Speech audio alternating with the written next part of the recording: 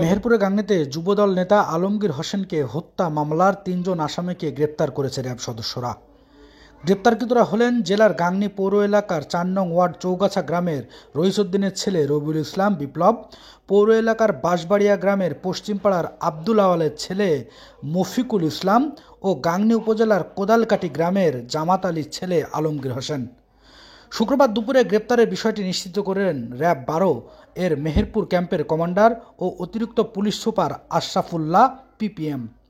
Camp commander ও অতিরিক্ত police super Ashrafullah PPM জানান, গত ২ জানুয়ারি সকালে মেহেরপুরের গাংনী উপজেলার ১৬ টাকা ইউনিয়নের শওড়াবাড়িয়া কামারখালী ইসিখালীর মাঠে আলমগীর হোসেন নামের এক ব্যক্তির রক্তাক্ত লাশ পড়েছিল।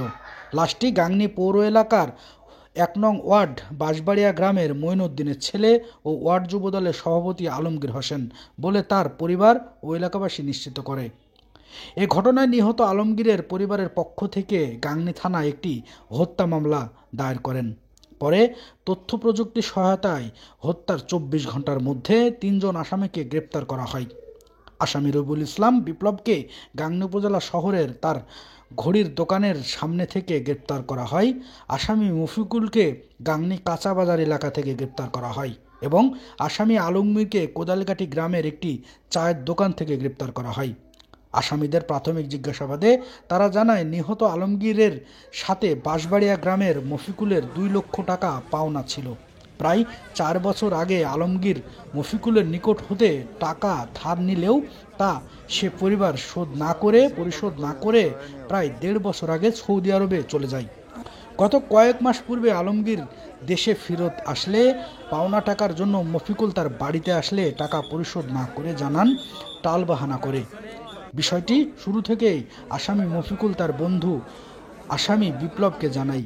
আসামি বিপ্লব এবং আসামি আলমগীর একাধিকবার ভিকটিমের নিকট হতে আসামি মফিকুলের টাকা উদ্ধারের চেষ্টা করেও ব্যর্থ হয়।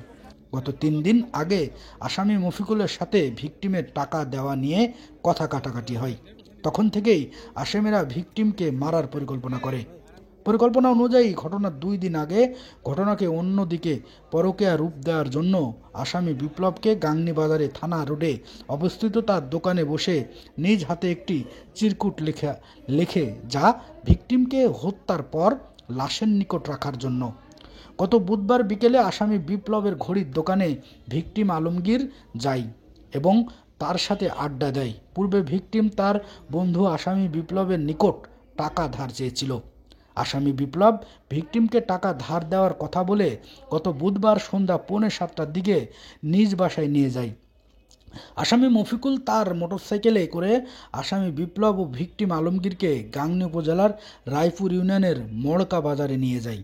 মড়কা বাজারের পূর্বে থেকে অবস্থানরত আসামি আলমগীর ও তার একজন সঙ্গীও আলাদা একটি মোটরসাইকেল করে ভিকটিম সহ মোট ৫ জন শওড়াবাড়িয়া মাঠের রাস্তায় যায়। সেখানে আসামিরা মফিকুলের নিকট হতে ধার নেওয়া টাকা কেন ফেরত দিচ্ছি না এই বিষয়ে জিজ্ঞাসা করে। তখন তাদের মধ্যে কথা কাটাকাটির এক পর্যায়ে আসামি আলমগীর তার শার্টের নিচে লুকিয়ে রাখা রামদা দিয়ে ভিকটিমের মাথায় আঘাত করে এবং সবাই মিলে ভিকটিমের মুখ ও হাত পা বেঁধে আসামি বিপ্লব ও আসামি মফিকুল ভিকটিমকে ধরে রাখে এবং আসামি